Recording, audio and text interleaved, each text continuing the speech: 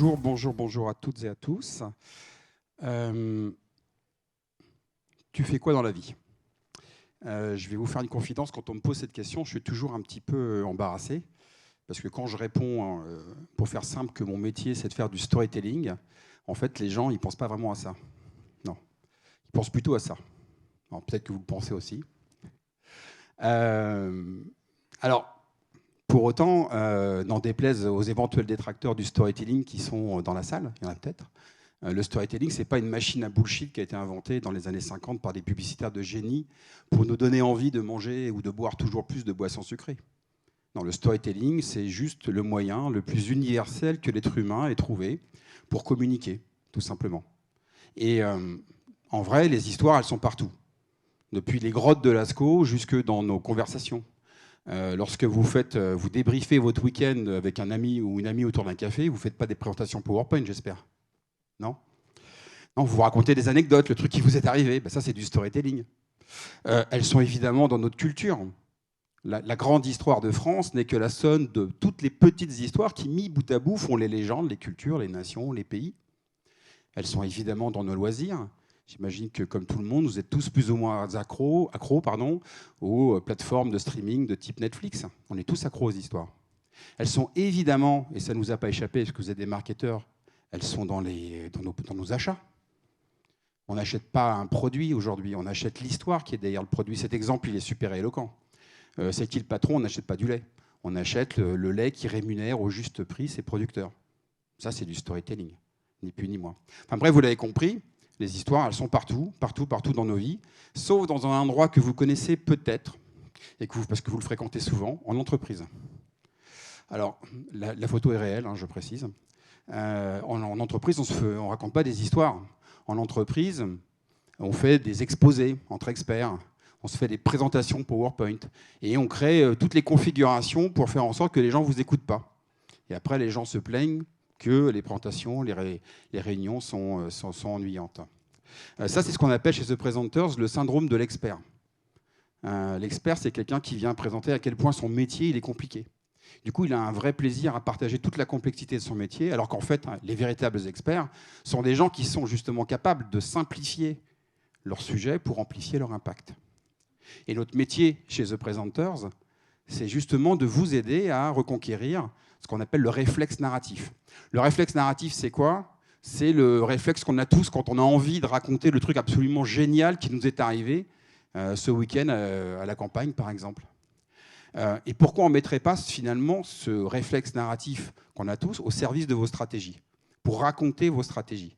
Et bien ça, c'est ça notre métier. Le conseil en stratégie narrative, c'est comprendre la complexité des stratégies des entreprises et de les traduire en des histoires qui sont à la fois claires, inspirantes et incarnées. Et finalement, une idée claire, un projet inspirant, incarné par quelqu'un en qui vous avez confiance, c'est de ça dont vous avez besoin pour rendre vos idées désirables. Alors, j'ai l'habitude de dire qu'une présentation, comme celle-ci, c'est toujours une réponse à une question. Mais de préférence, une réponse qui pourrait vous intéresser et qui corresponde à vos attentes. Alors, la question à laquelle j'aimerais répondre aujourd'hui, c'est pourquoi le storytelling, de notre point de vue, est une des clés de l'expérience client enthousiasmante. Et je pèse mes mots. Alors, vous pourriez vous poser la question de me dire, mais en quoi je suis légitime pour vous parler de ça ? Parce que ce n'est pas mon cœur de métier, l'expérience client. Pour autant, on a la chance, depuis que le cabinet existe, de travailler avec des grands noms du retail. J'en cite qu'un seul, Leroy Merlin, ADO, dans le monde. On accompagne toutes les prises de parole stratégiques de Leroy Merlin en France et dans le monde. Donc on est plutôt au quotidien avec des retailers. Et on s'est rendu compte d'un truc assez incroyable, c'est qu'il y a un point commun entre les orateurs et les commerçants. Vous savez ce que c'est que ce point commun, à votre avis ? Pas d'idée ? Eh ben, le point commun, c'est qu'un orateur et un commerçant partagent le même enjeu, la confiance. Un orateur, quand il prend la parole, son objectif principal, son enjeu principal, c'est de créer des conditions de pleine confiance entre lui, ses idées et son public. Si vous ne me faites pas confiance, vous ne m'écouterez pas. Et si vous ne m'écoutez pas, vous ne pouvez pas adhérer à ma vision des choses. Un commerçant, c'est la même chose. Son objectif, c'est de créer des conditions de pleine confiance entre lui, ses clients et les produits qu'il vend. Sans confiance, il n'y a pas de vente. Et il se trouve que le storytelling, justement, c'est un formidable moyen d'activer la confiance. Et c'est peut-être pour ça d'ailleurs qu'il n'a pas toujours qu'il a une bonne réputation. Parce qu'effectivement, on pourrait manipuler avec le storytelling. On peut, parce que c'est un activateur de confiance. Est-ce que vous savez pourquoi ça active la confiance? Parce que l'histoire, le storytelling, finalement, ça nourrit les deux besoins du cerveau humain pour être en confiance. Le besoin de logique et le besoin d'émotion. On va commencer par la logique.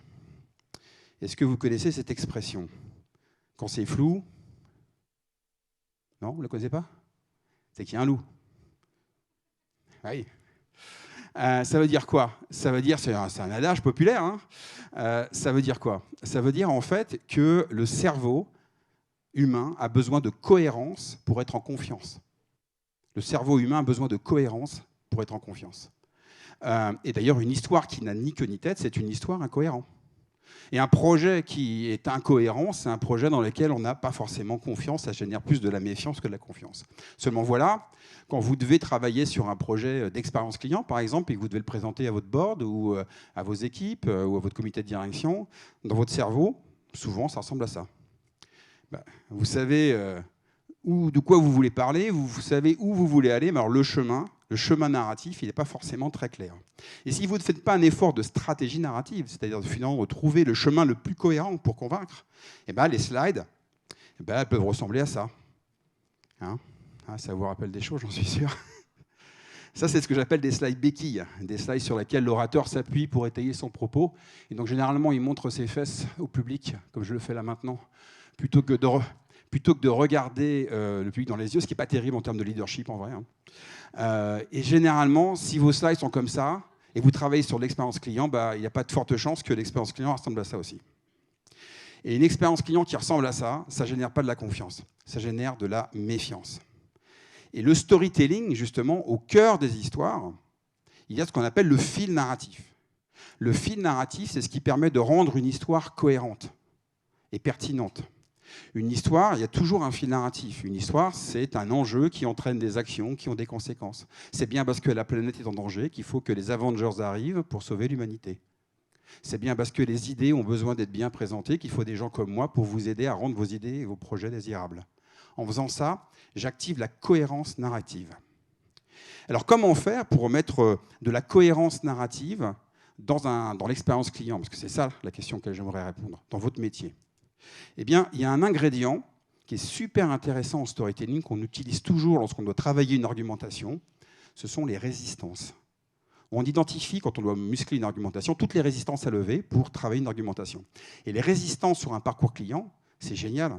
C'est tous les irritants qu'on doit lever pour faire en sorte que le parcours client soit le plus fluide. Et je vous donne un exemple, moi, qui je trouve absolument probant. Bon, vous connaissez tous Uber, évidemment, mais pour les plus anciens qui ont connu l'avant Uber à Paris, l'expérience client de trouver un taxi le soir de nuit, c'était un parcours totalement plein d'irritants. Hein, il fallait déjà trouver une borne, attendre en espérant qu'il vienne. Une fois qu'il est là, savoir éventuellement s'il est d'accord pour vous prendre en fonction de l'endroit. Vous ne savez même pas combien ça va vous coûter, par quel chemin il va passer. Et puis bien souvent, il refuse même de vous payer, que vous payiez en carte bleue. Tout ça, ça a été remplacé par une expérience super fluide. Donc c'est bien en partant des irritants, des résistances clients, que Uber a construit une application qui est complètement fluide. Et donc, nous, en fait, on fait exactement la même chose pour pas mal de nos clients. On organise ce qu'on appelle des chasses aux résistances. Les chasses aux résistances, c'est quoi? On prend un parcours client et on identifie toutes les résistances qu'on doit lever et on transforme ces résistances en un nouveau narratif, une nouvelle histoire client. Donc, retenez, premier point, que le storytelling, c'est mettre de la cohérence narrative et de la fluidité dans l'expérience client grâce au fil narratif. Passons maintenant aux émotions. Les émotions. Le pouvoir des émotions. Le pouvoir des petits chats. Oh, il est mignon, hein, vous avez vu? Oh, il est mignon. Alors, c'est quoi ce pouvoir? Pour moi, il y a deux grands pouvoirs des émotions. Le premier, c'est que les émotions influencent nos décisions. Alors, je n'ai pas choisi cette image par hasard. On est bien d'accord qu'il n'y a aucune raison rationnelle de faire ce que font ces deux jeunes gens derrière moi. Hein. Se jeter dans le vide sans trop savoir ce qu'il y a en dessous, ils ne le font que pour une seule raison, pour ressentir une émotion forte, pour ressentir de l'adrénaline. Et aujourd'hui, on le sait, les neurosciences nous l'ont démontré, dans le cerveau humain, ça se passe dans ce sens-là. Les émotions choisissent, la raison justifie. Ce n'est pas moi qui le dis, c'est Antonio Damasio, qui est un des grands pontes des neurosciences dans le monde, qui a écrit un bouquin un petit peu ardu, mais qui est absolument formidable, qui s'appelle L'erreur de Descartes. Et l'erreur de Descartes, c'est ça, c'est de croire que nous sommes des animaux rationnels. C'est totalement faux. Je vous en fais la démonstration. C'est le mec qui vous dit « j'ai acheté une Porsche », parce que c'est une voiture très fiable. Bien sûr. Ou, si on est plus moderne, hein, j'ai acheté une Tesla parce que j'ai une conscience écologique. Évidemment. Hein. Ou, mesdames, j'ai acheté des Louboutins parce qu'elles sont hyper confortables. Alors, j'ai une anecdote là-dessus. Cette slide, elle circule depuis pas mal d'années. Dans une régie publicitaire, lors d'une formation ou une conférence, je ne sais plus. Et j'étais avec une cliente, et quand je lui montre cette slide, la cliente me dit « Non mais attends Bruno, tu sais, je t'assure, les Louboutins, elles sont hyper confortables. » Je lui dis « Bah ouais, bien sûr, j'en suis sûr. » D'ailleurs, c'est la raison pour laquelle tu as acheté des stilettos de 10 cm avec une semelle rouge à 800 balles. C'est parce qu'elles sont hyper confortables. Non. Les émotions choisissent, la raison justifie, ça se passe comme ça dans le cerveau humain, quelle que soit la décision que vous prenez. Et le storytelling, ça sert à ça. Deuxième grand pouvoir des émotions, les émotions ancrent nos souvenirs. Vous avez peut-être vu ce fabuleux dessin animé qui s'appelle Vice Versa de Pixar. Bon, pour ceux qui ne l'ont pas vu, en fait, ça raconte l'histoire d'une petite fille, tout ce qui se passe dans son cerveau. Et grâce à ce film, on comprend comment ça fonctionne, le cerveau. En fait, tous nos souvenirs sont ancrés dans des bulles d'émotions plus ou moins positives, plus ou moins négatives. C'est ce qu'en expérience client, on appelle l'expérience émotionnelle. L'empreinte émotionnelle, la trace émotionnelle que vous laissez de votre passage. Cette intervention, vous vous en souviendrez d'abord émotionnellement. Ah, c'était super intéressant, c'était super chiant. Hein, et en fonction de cette émotion, vous allez plus ou moins vous souvenir des détails et des faits. Une présentation, c'est une expérience qu'on fait vivre, et un parcours client, c'est une expérience que vous pouvez faire vivre. Et donc, le problème, c'est que le cerveau humain, c'est plutôt une machine à repérer les erreurs. Et il y a ce qu'on appelle le biais de négativité. Vous avez peut-être entendu parler de ce biais. En fait, notre cerveau, il est vraiment conçu pour repérer tout ce qui ne va pas. Alors c'est super utile, hein, des fois, ça évite d'avoir des accidents, par exemple, mais ça peut un peu nous pourrir la vie. Et il y a cette célèbre métaphore de psychologie cognitive que j'aime beaucoup, qui vous permet de bien comprendre le sujet. Vous savez qu'il suffit d'un seul cafard pour rendre tout un pot de cerises dégoûtant. Un seul cafard. Mais on est bien d'accord qu'une seule cerise ne rendra jamais un pot de cafard appétissant. On est d'accord ? Ça veut dire quoi ? Ça veut dire en fait que les émotions négatives ont beaucoup plus d'impact sur nous que les émotions positives. D'accord ? Et on sait même aujourd'hui que dans certains cas, il faut aller jusqu'à 12 interactions positives pour pouvoir gommer une interaction négative. 12 interactions. Et donc le storytelling, la partie émotionnelle du storytelling, c'est justement de mettre de l'émotion positive sur le parcours client, sur votre expérience client. Alors je vous donne quelques exemples qu'on a tous vécu. Le premier, il est digital. On est tous tombés sur ce genre de page. Page 404, on cherche quelque chose, on ne le trouve pas. Forcément, ça génère une émotion plutôt négative. On est sur un irritant. On peut transformer tout simplement cette émotion négative par un sourire en mettant du storytelling, en remplaçant ça par cul-de-sac, retour écran, retour accueil. Je remplace finalement une émotion négative par un geste simple qui me simplifie la vie. Je lève un irritant et en plus je fais sourire. Autre exemple, je suis tombé là-dessus il n'y a pas tellement longtemps sur le site de Burger King. Oups, cette page a été dévorée. J'en profite pour rappeler mon petit message, un petit message sympathique. J'envoie un message émotionnel positif. Alors c'est vrai dans le digital, mais c'est vrai aussi en présentiel. La semaine dernière, j'étais dans un endroit qui s'appelle Comet, c'est du co-meeting, un espace de co-meeting, et l'endroit est magnifique, sauf que j'étais au 2e ou 3e étage, je crois, il n'y a pas d'ascenseur. Donc plutôt un petit irritant quand même. Et sur les marches, il y avait ça. Vous voyez ? Moins 13 kilocalories, moins 14. Toutes les 3 marches, je remplaçais finalement quelque chose de pénible par quelque chose qui me fait bien pour ma santé. On me raconte une autre histoire. On me génère une émotion positive là où pourrait y avoir du négatif. Évidemment, on peut mettre de l'émotion positive dans les produits, dans les packaging. Hein. J'aime beaucoup cet exemple de plat de pâtes. Voilà, on peut transformer de simples pâtes en une véritable histoire émotionnelle, très élégante, simplement par le packaging.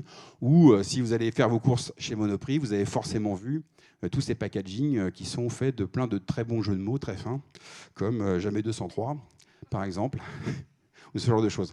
Ça ne sert qu'à ça, c'est du storytelling, ça vous permet de mettre de l'émotion positive dans votre expérience client. Et puis, on peut aussi mettre de l'émotion positive lorsqu'on est sur une expérience omnicanale, sur les derniers mètres. Je suis client d'une enseigne, d'une marque internet qui s'appelle Asphalt. Asphalt, c'est des fringues pour les hommes, hein, qui durent. Je crois leur slogan, c'est les fringues qui durent. J'ai reçu ça il n'y a pas tellement longtemps, chez moi. J'avais commandé une chemise.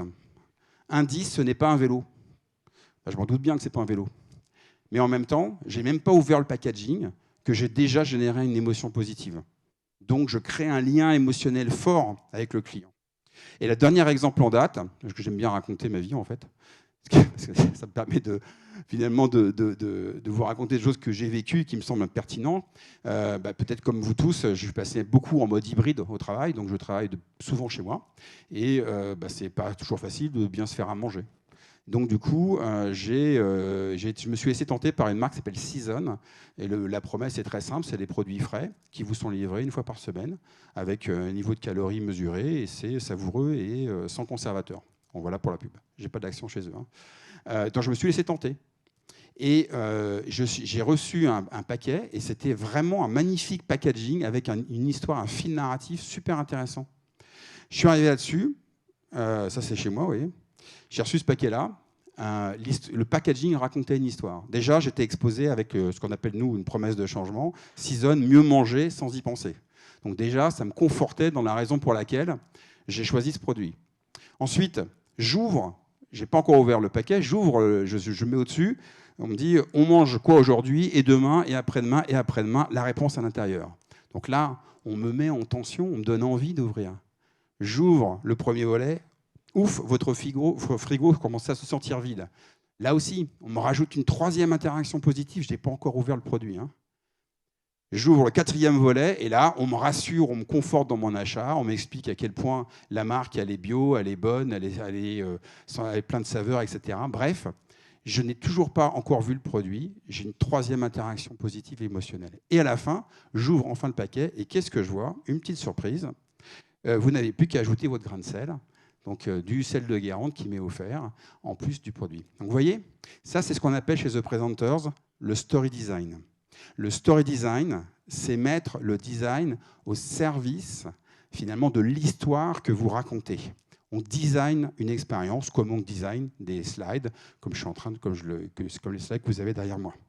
Et tout comme on fait des ateliers, des workshops de chasse aux résistances, on fait aussi des workshops de story design de l'expérience client. Vous avez un exemple ici avec Direct Assurance. On est parti, on a identifié tous les moments de vérité, les moments clés du parcours client, pas forcément les trucs les plus fun, pour justement recharger émotionnellement les choses.